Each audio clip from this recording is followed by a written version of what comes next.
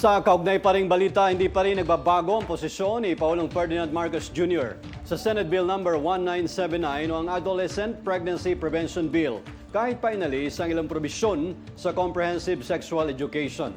Sa isang maikling pahayag, sinabi ng Pangulo na kailangan munang mabasa nito ang substitute bill bago pagpasyahan kung sasang-ayon sa panukala ni Senadora Riza Ontiveros.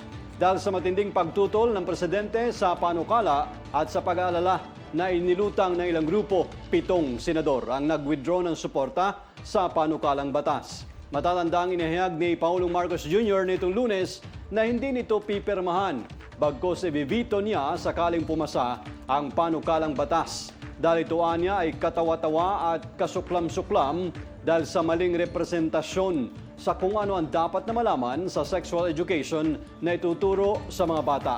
Ngunit nilinaw naman ni Department of Education Secretary Sani Angara na wala sa Comprehensive Sexuality Education ang pagtuturo ng masturbation sa mga bata.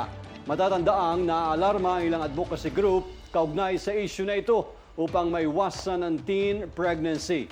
Sa pulong balitaan sa Kapihan sa Manila Bay sa Maynila, sinabi po ng kalihim na sa kanilang pagsusuri ay wala silang nakikitang konsepto ng masturbation sa kasalukuyang Comprehensive Sexuality Education. Kasabay nito patuloy ang kanilang isinasagawang pag-aaral kung ano na ang mga negatibong epekto ng CSE sa mga bata. Sinasabi na 0 to 4 may tinuturo ng masturbation. Naalarma namin kaya right after the meeting, sabi ko i-review natin yung CSE dahil parang hindi nga tama, hindi akma o hindi angkop sa age group yung tinuturo, yung konsepto na yun.